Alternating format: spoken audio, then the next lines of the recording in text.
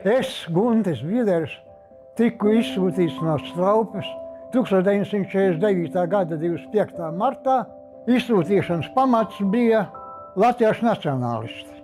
Pulksten 2 dienā salādēja mašīnā 25. datumā Studvekaros un veda uz amatstaciju. Braucam līdz Tomskai 2 nedēļas.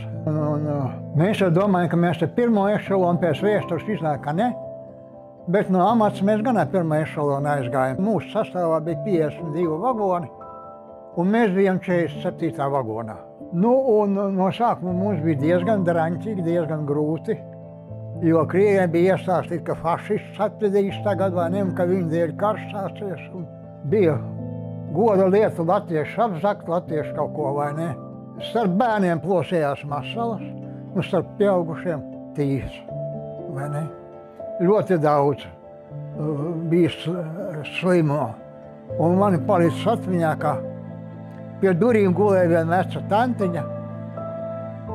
Nezinu, cik viņai gadi bija. Katrā gadījumā viņa tur gulēja un nekustējās, un bija nobērta chlorkaļķi no galvas līdz kājām. Ja? Un tādā lēģi ir tie šausmīgie dubļi, bija, kā teica, arī pavasarī. Un tas bija viss nobērts ar chlorkaļķi, vai ne?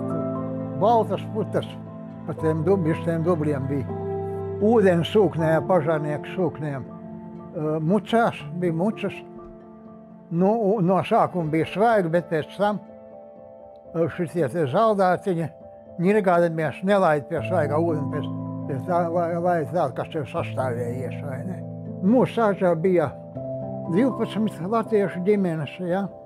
Un blakus sāžā 6, kas arī vēlāk bija mūsu kolhos. Sāžā arī bija tāda Zariņa ģimene no Veselavas, ja? Tie savus meiteņus pēc 2 gadiem tikai atrada. Jo paši nemācīja krievisku, un meiteņi jau arī krievisku nebūna bēlēne. Tikai tad cītīgi meklējām, tad pēc 2 gadiem tos meiteņus atrada. 56. gada rudenī atnāca atbrīvošana, kad drīz braukt uz māju, atļauja. Mamma gribēja atbraukt, tikt mājā uz 25. martu, kā bija, bet neizdevās, nevarēja dabūt zilsienu biļetes, un tad atbraucam mājā 57. gada 1. aprīlī, joku diena.